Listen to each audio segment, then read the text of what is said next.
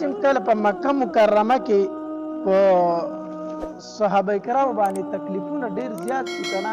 نو دوی بیا د مکه مکرمه نه هجرت وکړ، لاړ حبشې ته، بیا لاړ حبشې ته. نو چې کله دلته کې مکه کې دا خبر خور شو چې کوم مسلمانان حبشې ته تللي دي هغه بادشاه ډیر عزت کوي او هلته هغوی خپل عبادت کلم کله کوي، ښه په ازادې طریقې سره کوي. نو دلته کې په مکه کې بیا په دوی باندې وخت نه تېرېده.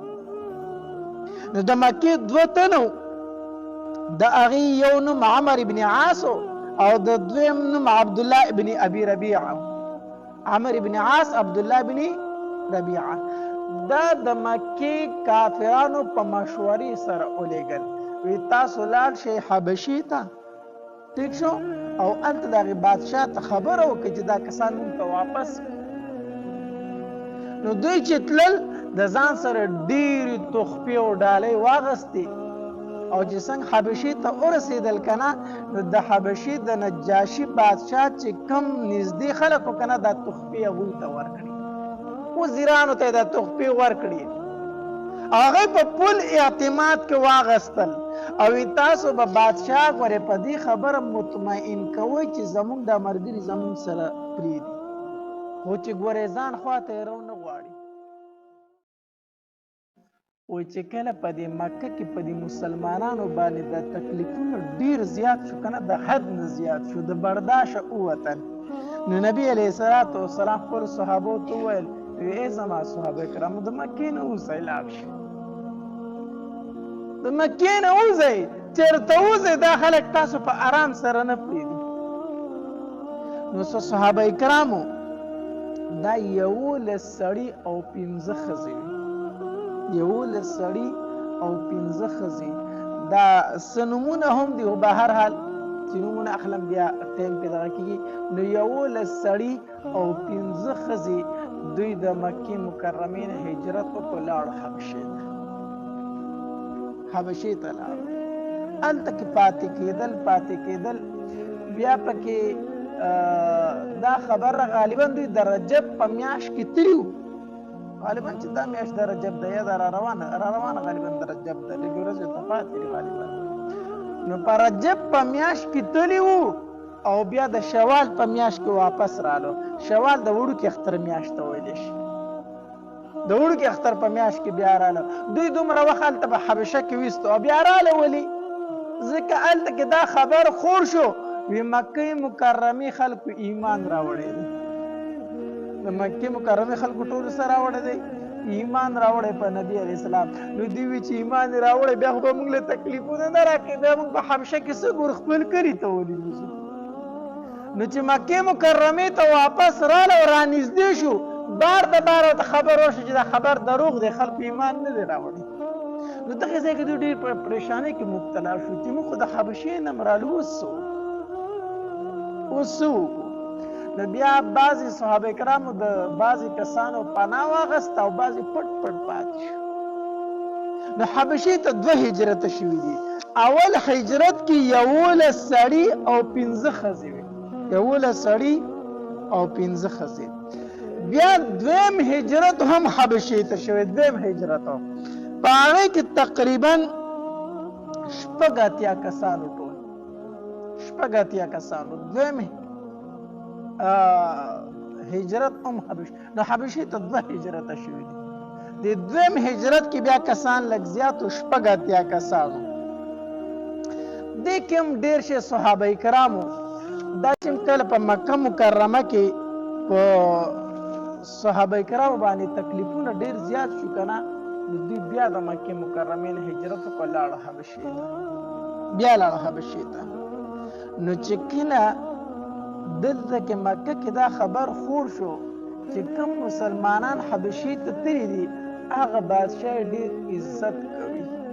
او هلته هغوی خپل عبادت کلم کله کوي، ښه په ازادې طریقې سره کوي. نو دلته کې په مکه کې بیا په دوی باندې وخت نه تېرېده. نو د مکې 2 تنو، د هغې یو نوم عمر ابن عاص او د دویم نوم عبدالله ابن ابي ربیعه. عمر ابن عاص، عبدالله ابن ربیعه، دا د مکې کافرانو په مشورې سره ولېږل وی تاسو لاړ شئ حبشې ته ټیک شو او هلته د هغې بادشاه ته خبره وکړئ چې دا کسان موږ ته واپس نو دوی چې تلل د ځان سره ډېرې تحفې او ډالۍ واغستې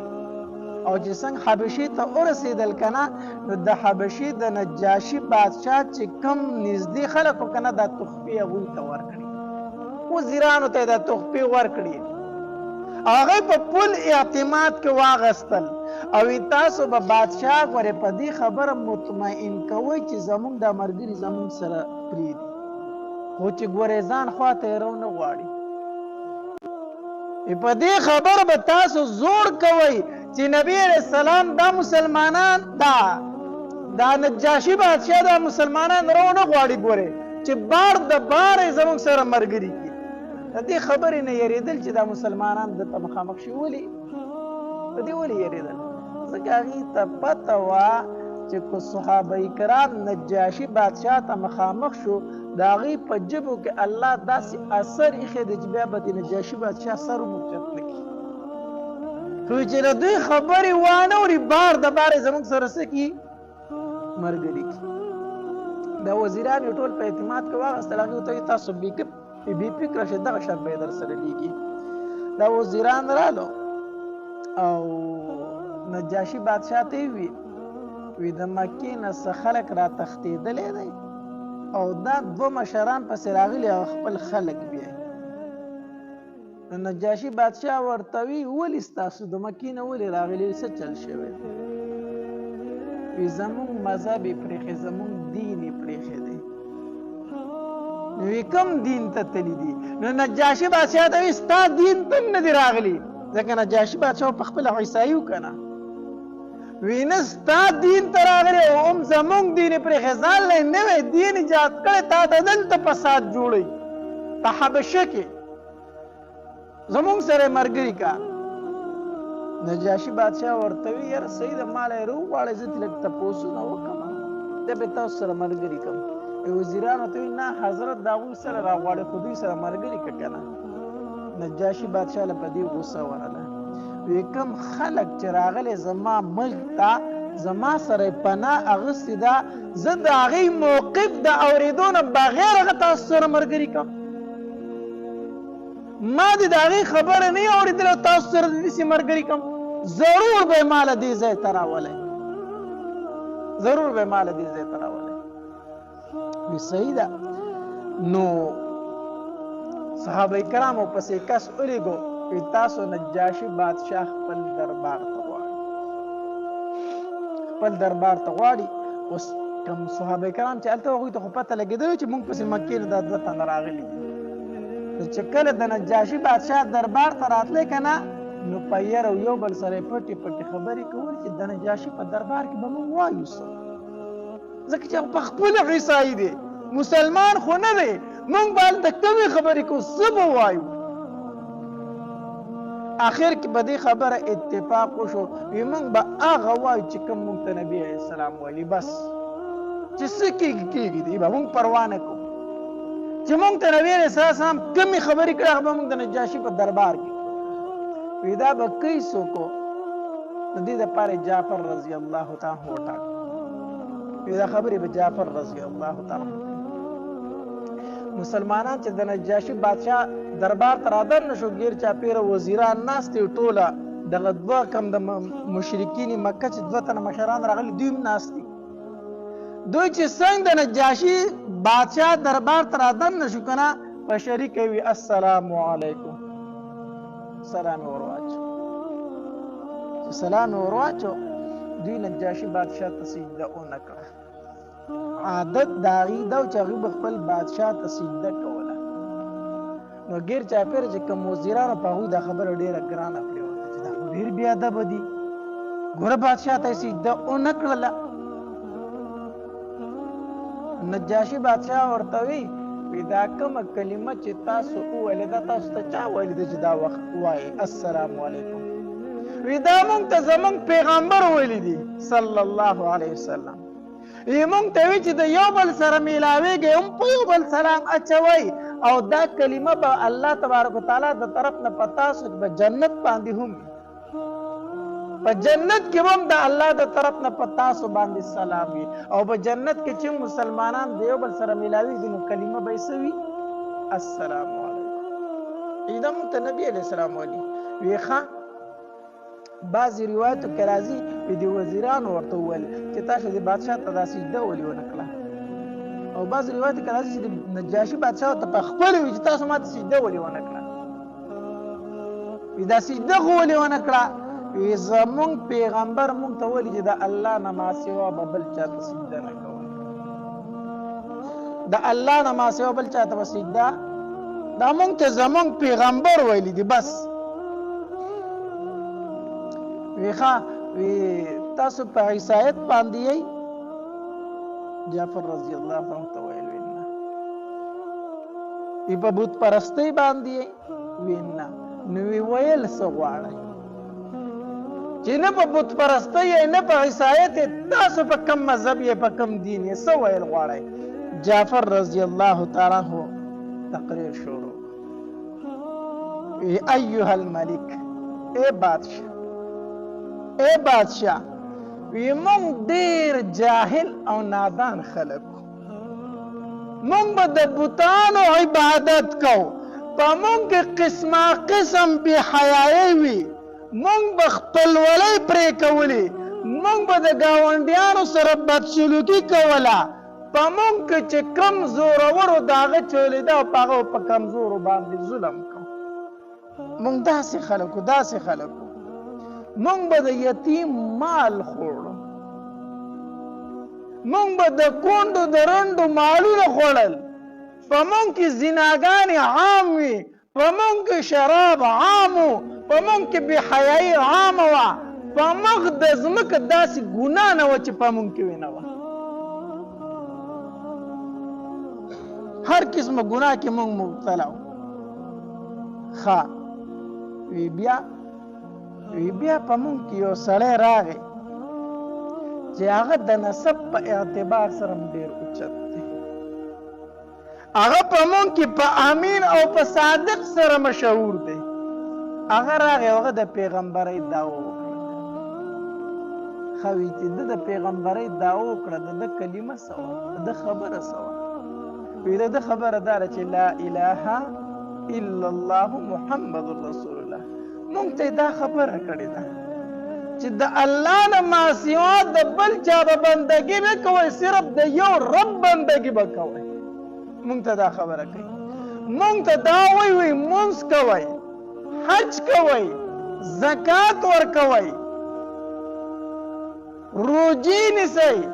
د خپلوانو سره خپلولي پالئ بې حیایي مه کوئ شراب مه څښئ کنځل مه کوئ مونږ ته دا تعلیم راکړي وی ښه دا خبرې درته کوي وی دا خبرې ته کوي وی قسم په الله کو زه تاسو د حبشې نه بار کړم قسم په الله کو زه تاسو د حبشې نه بار کړم زه تاسو د حبشې نه نشم ایستلی حدیث مبارک کې راځي روایتو کې راځي او چې کله جعفر رضی الله تعالی تقریر کو کنه او د نجاشي بادشاہ دا اوخ کې را روان یو په دې ګیره داسې بهیدلی دا اوخ کې را روان یو په دې ګیره بهیدلی ګوره دینه خو یو معلومه دا شوه چې د نجاشي بادشاہ څه وه ګیره وه نجاشي بادشاہ څه وه ګیره وه ګوره عیسایي و په خپله اوخ څه وه ګیره یې وه د دې وجې نه علماو لیکلي دي دا ګیره د تمامو پیغمبرانو سنت دا د یو پیغمبر سنت نه دي ښه په مخ د ځمکه چې څومره پیغمبران تیر شوي د هغوی ټولو ګیرې وي څومره صحابه کرام چې دي د هغوی ټولو ګیرې وي په تاریخ کې به څوک داسې ثابت نه کوي چې د الله لوی ولی تیر شوی وي او د هغه ګیره نه وي په تاریخ کې به دا ثابت نه کوي چې یو بزرګ یو نیکمل انسان تیر شوی او د هغه ګیره نه دا ګیره د تمامو نیکانو صلحو صحابه کرامو د تمامو پیغمبرانو دا سنت وي. د نجاشي بادشاه د اوښ کې را روان او داسې په دې ګیره باندې راغی او زما صفا اعلان دا دی چې دا زه تاسو ته نه حواله کوم، تاسو ته نه حواله کوم. چې کله دوی د عمرو بن عاص او د عبدالله بن ربیعه ناکامه شو که نه راووتل، وایي دا راسره د بادشاه څه چل وکړو، موږ خو په خپل میشن کې ناکامه شو. نو د عمرو بن عاص یو خبره وکړه، وی قسم په الله زه به نجاشي بادشاه ته داسې خبره وکړم، داسې خبره که نه چې په دې کې به یو هم پرېږدي ټول به دلته کې ووجني، ټول به ووجني. یا عبدالله بن ربیعه ورته وایي داسې مه کوه، داسې مه کوه، ځکه دا زمونږ رشته دار دي، خیر دی خو زمونږ نه راتښتېدلي دي، خو زمونږ رشته دار دي، ټول دلته ولې وجنې پې؟ نو عمرو بن عاص وایي قسم په الله چې وجلي مې پې نه وي نو پرېږدم یې نه. وی ته به هغه ته څه وایي دا په ما پرېږده. دې نجاشي بادشاه له راغی، وی دا کم خلک چې دلته راغلی که نه، وی دوی د عیسی علیه السلام متعلق چې کومه نظریه لري هغه ډېره ګستاخه نظریه ده. وی دوی د عیسی علیه السلام ډېره غټه ګستاخي کوي. نجاشي بادشاه وی ښه دی خو په خپله عیسایي وکړه، وی ښه د عیسی علیه السلام متعلق دوی ګستاخي کوي. او سبا بیا راوغوښتل، چې بیا راوغوښتل بیا صحابه کرام چې راتله یېرېده چې اوس به څه وایو، اوس به د عیسی علیه السلام متعلق موږ دته وایو، دا خو په خپله عیسایي دی. جعفر طیار رضی الله تعالی فرمایل قسم په الله زه به هم هغه خبره د عیسی علیه السلام متعلق کوم کومه چې نبي علیه السلام موږ ته کړې ده، اخ که به کوم د ځان نه څه خبرې نه شو کولی. چې راغله بیا ترې نجاشي بادشاه تپوس کوي، وایي د عیسی علیه السلام متعلق تاسو څه وایئ؟ عیسی علیه السلام متعلق ستاسو څه نظریه ده؟ جعفر رضی الله تعالی عنہ فرمایل وی زمونږ دا نظریه ده چې هغه د الله بنده او د الله رسول دی، د دې نه اخوا هېڅ شی نه دی، د الله بنده دی او د الله رښتینی پیغمبر او رسول دی، دې نه پاخوا نور عقیده زمونږ نشته. اوس دا خبره چې وکړه ګیر چاپېره خلک داسې برن برن شو چې عیسی علیه السلام ته بنده ووي، دا خو ګستاخي وکړه. نجاشي بادشاه داسې ځمکې ته ټیټ شو، داسې یو پرکې یې راواخیست، داسې یو زره غوندې داسې یو ډکې غوندې راواخیست او داسې اوچت شو. وی قسم په الله کومه خبره چې دوی وکړه که نه، وی عیسی علیه السلام د هغه دې خبرې نه په اخوا دومره حیثیت نور نه لري. هم دکه خبر ده چې د الله رښتینی پیغمبر دی عیسی علیه السلام،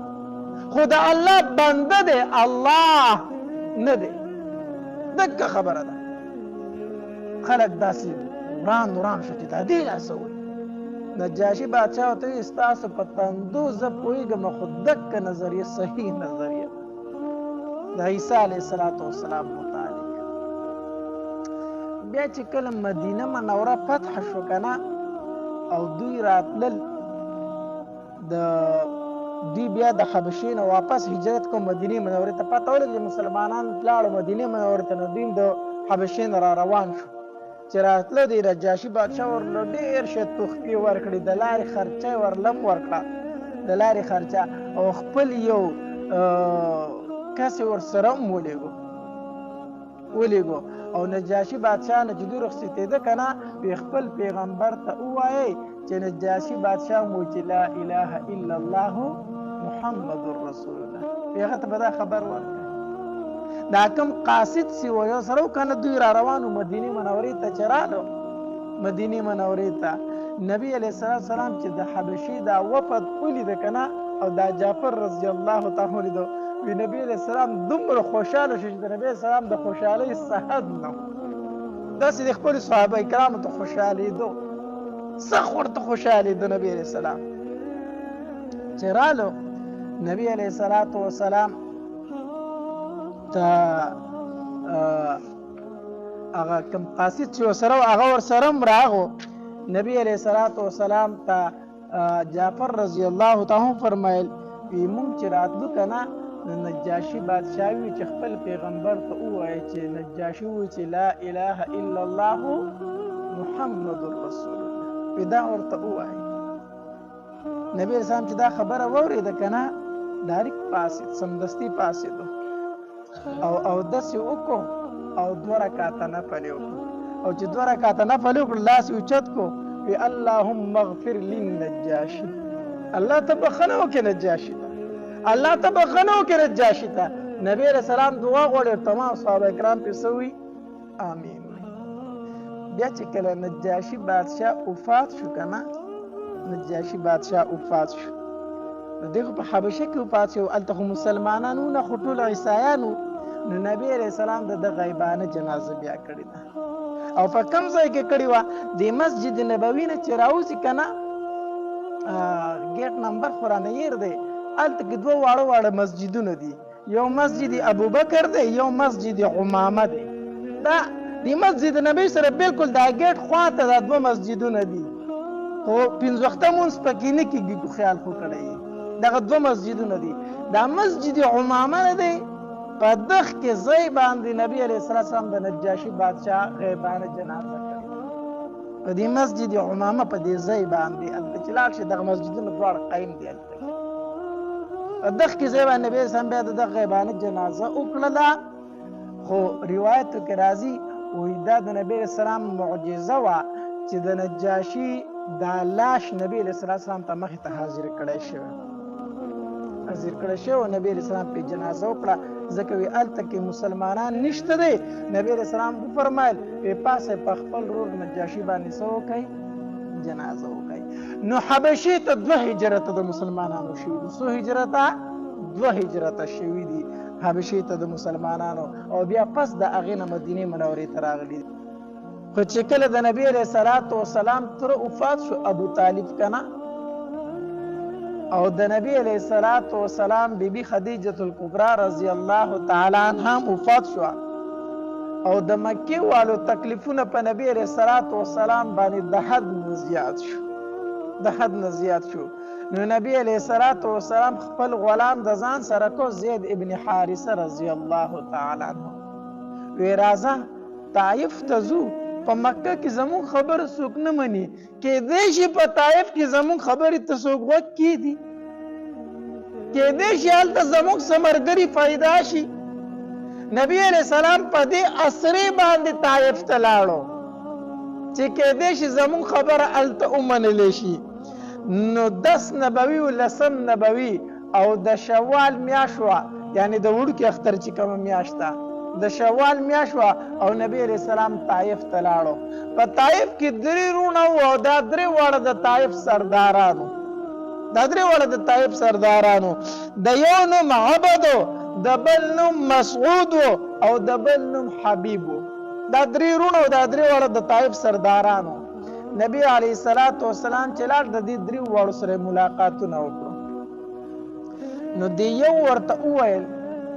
چې نبی اسلام کله هغه ته دعوت ورکوي زه د الله پاک پیغمبر یم او په ما باندې ایمان راوړه زه د الله نبی یم په ما باندې ایمان راوړه هغه ورته دا جواب ورکو وی الله تبارک وتعالى جو پتا باندې د خانه کعبه دا پردش لول غواړي چې ته نبی جوړ کړی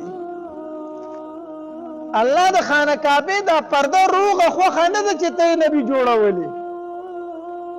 داسې جواب نبی علیہ السلام ته ورکو چې داغه نمایش شو دی بل رور لراغه چې دی بل راغه کنه دی بل ورته جواب ورکو وی الله تبارک وتعالى په دې دومره مخلوق کې جستانه بغیر بل څوک نه مونږ ته چې پیغمبر جوړ کړی وي الله ته نبی جوړ کړی الله ته پیغمبر جوړ کړی بل څوک ورته نه میلاوي دل او چې کله نبی علیہ السلام د دریم لاړ کنه هغه دریم ورته جواب ورکو وی زه ستاسو سره خبرې نه کول غواړم زه ستاسو سره خبرې نه کوم د سره خبرې کوم نه وی ځکه کو چېرته ته د الله پیغمبر یې او بیا زه ستا انکار کوما نو بیا به په ما باندې د الله عذاب راشي او کو ته د الله پیغمبر نه یو دعوه کوي نو بیا ته داسې انسان چې ستا سره د خبرو د سره ضرورت نشته دی زه ستا سره خبرې کوم نه خو ایمان رانه وړ خبرې ته غوږ کښېنښود نبی علیہ الصلوۃ والسلام چې د دې درې واړو نه ناامیده شو کنه واپس شو نو په کار خدا و چې خبره خو نه منله خو زه مسافر دی پرېږده وایي چې ځي خدا دومره ظالمانو چې د طائف کم الکانو داسې لوفر ټایپ الکانو هغې ته اواز وکړو وی دا کم الک چې راغلی دی دا مسافر چې راغلی دی دی وایي زه پیغمبر یمه په کاڼو یې وولی وی په کاڼو وی شړی د طایف نه نو د طایف چې څومره الکانو لوپرانو او ماشومانو هغه په نبی علیه الصلاة والسلام پسې شو وروستو د طایف لوپران الکان دي او مخې ته د دواړو جهانو سردار روان دی مخې ته د دواړو جهانو سردار روان دی او شاته پسې الکان چغې وی او په کاڼو یې ولي په کاڼو باندې ولي نبی علیه الصلاة والسلام سره زید ابن حارثه دی روایت کې راځي وایي چې په نبی علیه السلام به ګزار کېده زید ابن حارثه رضی الله تعالی عنه ته ځان مخې ته کوم وی نبی علیہ السلام به چې یو قدم په ځمکه کېښود نو دوی بوله دا خپه په غرګي وویشته نو چې هغه به اوچتوله بله به یې کېښوده نو دا بله به ولې په غرګي وویشتله په نبی علیہ الصلاة والسلام باندې دومره د کاڼو ګزارونه وکړو دومره د کاڼو ګزارونه وکړو چې د نبی علیہ الصلاة والسلام د خپو نه وینې روانې شوې دا کاڼی چې دی دا څه وینې کوي خو ځای نه که نه دا څه غشی خونده چې ځای وینې کوي کاڼي خو په کاڼي سره خو پاله اسانوي نه راوځي خو دومره زیاتې په کاڼو باندې ویشته دومره زیاتې ویشتې د نبي علیه السلام د بدن نه سره روانې شوي وینې روانې شوې روایتو کې راځي وایي د نبي علیه الصلاة والسلام چې کم پیزار په خپو کمې پاڼې په خپو هغه د وینو ډکې شوې دومره په ګزارونه په نبی علیه السلام وکړو دې بدبختو به چې کله نبی علیه السلام کېناستو او لاسونه به یې په ځان باندې دیسې کړو او د دوی د کاڼو نه به یې ځان پټ کړو په دوی کې به یو بدبخت راغی نبی علیه السلام به یې د اوبو نه ونیو نیغ به یې کړو چې نبی علیه السلام به په ځمکه کېناست او ځان به یې د دوی د کاڼو نه پټو سر به یې داسې ښکته کړو یو بدبخته به راغی بیا به یې اوچت کړو او چې وبه یې درو بیا به یې پرې د کاڼو ګزارونه شروع کړو نبی علیه الصلاة والسلام وی بیهوشه شو ځمکې ته راتاو شو چې کله ځمکې ته راتاو شو زید ابن حارثه رضی الله تعالی ورمنډه کړه او نبی علیه السلام یې په اوږه کړو نبی علیه الصلاة والسلام سره زید ابن حارثه رضی الله تعالی منډې وی روان دی شاته پسې هلکان روان دي په کاڼو یې ولي چې په کاڼو یې ولي زید ابن حارثه رضی الله تعالی عنه دومره وارخطا شو که نه چې دغلته کې د عتبه باغ و عتبه او شیبه تاسو پیژنئ دا د نبي علیه السلام د ټول نه غټ دشمنانو د عتبه باغ و نو زید ابن حارثه رضی الله تعالی په ځان پوه نه شو د عتبه باغ ته وردننه شو چې د دې هلکانو نه پټ شي چې وردننه شو نو داسې یو ونه وه د انګور ونه وه هغې ته یې د نبي علیه السلام داسې سملو او زید ابن حارثه رضی الله تعالی سره کېناستو هلکان ترې نه واپس شو عتبه چې نظر شو که نه په نبي علیه الصلاة والسلام باندې نبي علیه السلام پوش کې راغی داسې سر یې اوچت کړو چې سر یې اوچت کړو دغلته کې عتبه ناست و مخامخ د هغه باغ و چې کله په نبي علیه الصلاة والسلام باندې نظر پرېوت که نه پرېوتو د عتبه د سترګو نه اوښکې روانې شوې اوس دا هغه دشمن دی چې د نبي علیه السلام په مرګ پسې به ګرځېدو د ده د لاس نبي علیه السلام مکه پرېښې وه خو چې کله د نبي علیه السلام دا حالت ولید که نه د سترګو نه یې اوښکې روانې شوې طایف والو تاسو د ده سره ډېر ظلم وکړو طایف والو د محمد سره داسې نه و پکار تاسو سره ډېر ظلم وکړو ډېر ظلم خو وکړو نو داسې د انګور یو ګونچی راوشوکوله او بیا چې په خپله وړنو ځان ورته ملامت ښکارېدو نو خپل غلام یو دا عداس نومو عداس خپل غلام ته عداس ته وي دله اوسه د انګورو دا ورله ورکه او دا ورته ووایه چې ستا د زما په رشتهدارۍ باندې قسم چې ګورې دا واپس ماته نه کړي د انګور نه خامخا وخوره دا ماته واپس نه کړي نو چې عداس د انګور نبي علیه السلام له وړه که نه وی دا عتبه راولېږل او وایي چې ستا د زما په رشته دارۍ قسمي خیر د کو دشمنان یو خو رشته دار مې یې چې دا ما ته واپس نه کې د دې انګور نه خامخا وخوره تا سره طایف والو ډېر ظلم وکړو. نو نبي علیه الصلاة والسلام چې د هغې انګور نه داسې یو دانه راوشکوله که نه نو نبي علیه الصلاة والسلام وفرمایلي بسم الله الرحمن الرحیم بسم الله وویله. عداس ورته وایي وی دا کلمه خو دلته څوک نه وایي په دې ښار کې خو دا الفاظ ما د چا نه دي اورېدلي دا تا د کوم ځای نه وویلو.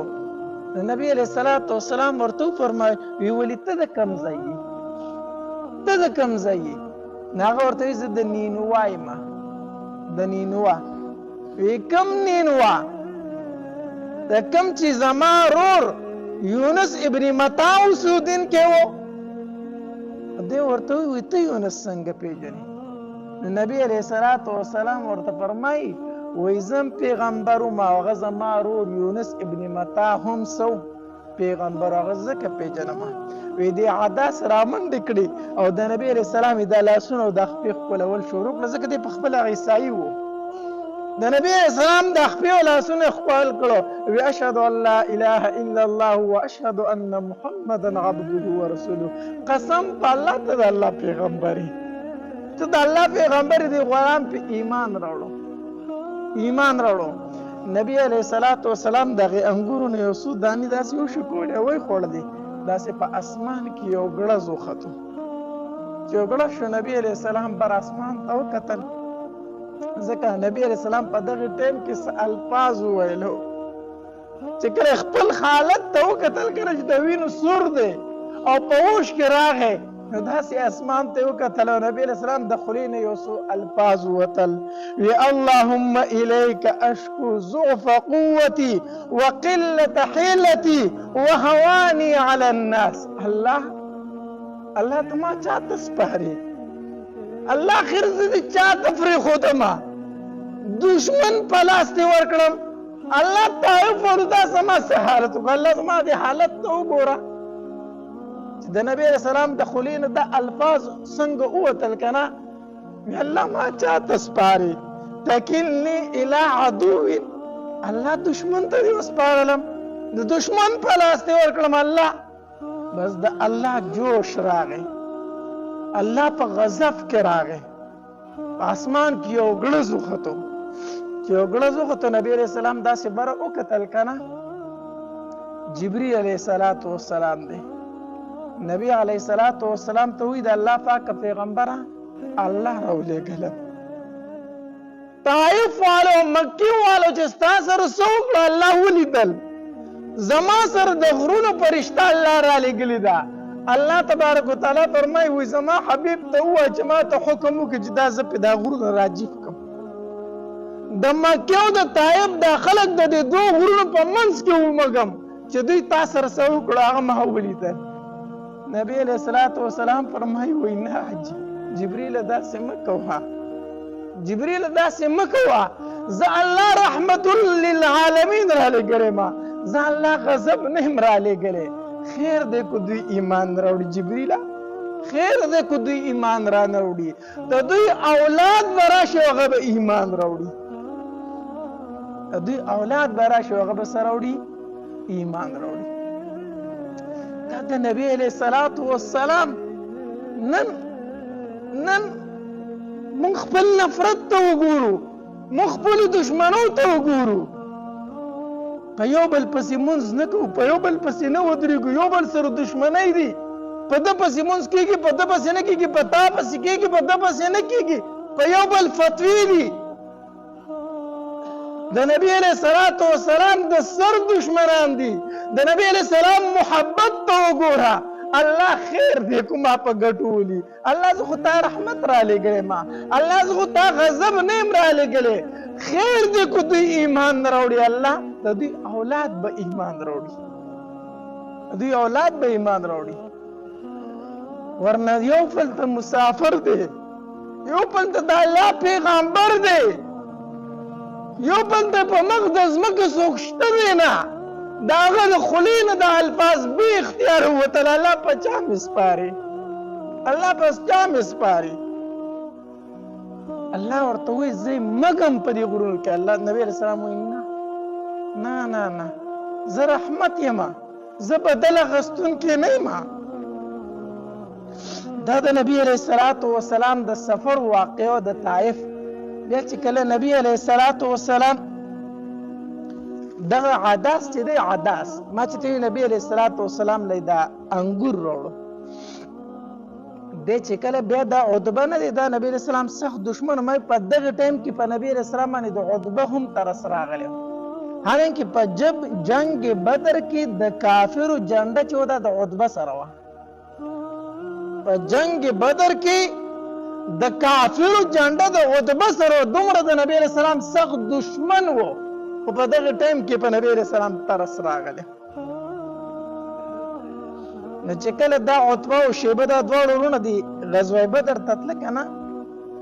د نبی علیه السلام خلاف دا عداس چې دی که نه د دوی په خپو پورې نښتی دا خو د دوی غلام و که نه وی الله ته وګورئ چې مه ځئ هغه د الله پیغمبر دی تاسو د هغه مقابله نه شئ کولی خدای ته وګورئ الله ته وګورئ د خپلو بوتانو ته وګورئ دا خلاف مه ځئ مه ځئ هغه سره جنګ مه کوئ. خو عتبه او شیبه لاړ او هلته بیا مردار شو په جنګ بدر کې دواړه هلته مردار شو. نو دا یو ځل د نبی علیه السلام نه عایشه رضی الله تعالی عنها تپوس وکړو وی د الله پاکه پیغمبره په تا باندې چېرته د غزوه احد نه سخته ورځ بله راغلې ده ځکه په غزوه احد کې د نبی علیه السلام او یا یاران شهیدان شو او یا ملګري شهیدان شو او غاښونه مبارک ووتل هغه هم شهیدان شو. نو عایشه بیبي دې تپوس کوي وایي د الله پاکه پیغمبره په تا باندې چېرته د احد د ورځې نه بله سخته ورځ راغلې ده. نبی علیه السلام ورته وفرمیل وی او عایشه ستا قوم چې زه ډېر تنګ کړم که نه او ستا قوم زه چې کله د مکې نه ویستم که نه او په کومه ورځ زه طایف والو لاړم طایف والو چې ما سره څه کړي دي که نه هغه شان سخته ورځ په ما نه ده راغلې بیا هغه د ټولو نه سخته ورځ و د طایف هغه. بیا چې کله نبی علیه السلام د طایف نه واپس شو نو په واپسۍ کې مقام نخله یو ځای دی هلته یو څو ورځې نبی علیه السلام قیام وکړو هلته پاتې شو او د شپې مونځ کو نبی علیه السلام او په مانځه کې د قرآن تلاوت کو او د سوره احقاف الله تبارک وتعالی بیا د هغې یو څو پیریان دغلته راغلل تقریبا 7 کسان 7 تنه نبی اسلام د شپې مونځ کو په مقام نخله کې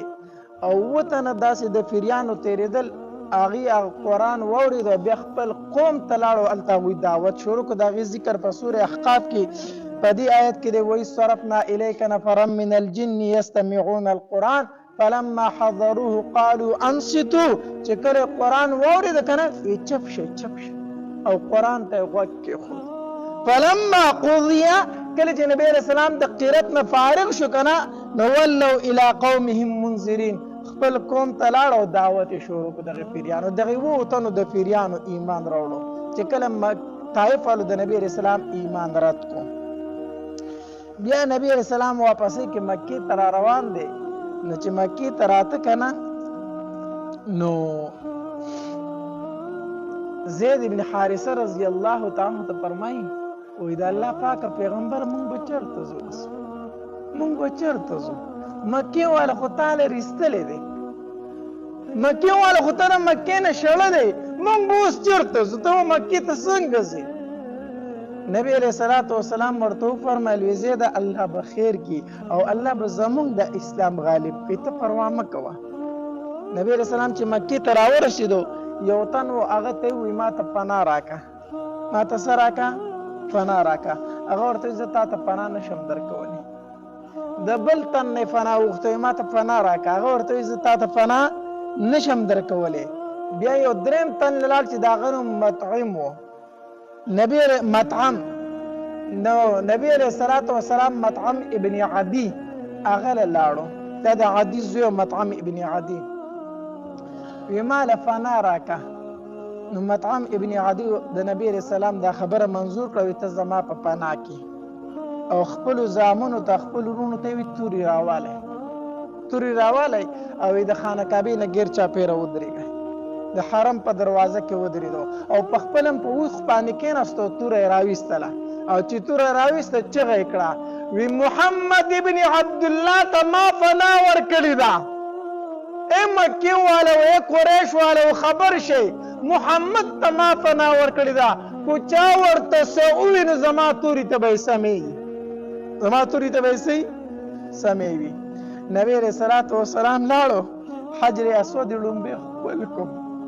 حجر اسود یې ښکل کو بیا د خانه کعبې نه یې وچه کرې ګیر چاپېره ولګولې طواف یې وکړو او بیا 2 رکعته مونځ یې وکړو د هغې نه پس بیا کور ته لاړ چې کور ته لاړ د دې وجې نه بیا په غزوه بدر کې چې کوم قیدیان شو که نه کوم خلک قیدیان شو نو نبي علیه الصلاة وسلام په دغې زمانه کې وویلو وی کو چېرته مطعم ابن عدي اوس موجود وي که نه او په ما پسې راغلی وي چېرې دا کوم قیدیان تا سره دي دا آزاد کا وی دا پلیتان او دا ناپاک په ما د مطعم ابن عدي د وجې نه آزاد کړي خو هغه نشته مړ دی نو دا هغه سړی چې چا نبي علیه السلام ته څه ورکړي وه فنا ورکړي وه وی کو نن په ما پسې هغه راغلی وی که نه د نبي علیه السلام سره به د احسان دومره غټ احساس و چا چې به سره لږ غونته احسان وکړو که نه د هغې به سره ډېر نن سبا ډېر خلک احسان پرموش که نه تو سره ما احسان وکړه ډېر غټ احسان به ورسره کړي مړه بیا سبا وایي تا ما سره څه کړي تا ما سره څه ښېګړه کړې ده د نبي علیه السلام سره به چې چا معمولي غونته کې ښېګړه وکړه معمولي غونته احسان به وکړو نبي علیه السلام به هغه ټول عمر یاد ساتو نو نبی علیه الصلاة والسلام وفرمایل په غزوه بدر کې چې کله کافر قیدیان شو کې مطعم ابن عدي ژوندی او ما پسې راغلی وي او راته ویلی وي چې دا ناپاک آزاد که نه دا ټول به ما آزاد کړي وو دا ټول به ما آزاد کړي وو خو هغه نشته دی نو هغه نشته دی نو داسې بیانات اورېدلو لپاره زموږ د یوټیوب چینل واجد اسلامیک سټوډیو سبسکرایب کړئ په دې به تاسو ته انشاءالله العزیز ښایسته واقعګانې او بیانات میلاویږي او د ګھنټې د نښان سره کلیک کړئ تاسو ته په دې باندې په ډیلي بیسس باندې نوي بیانات مخې ته راځي او د خپلو ملګرو سره لازم د ثواب په نیت باندې شریک کړئ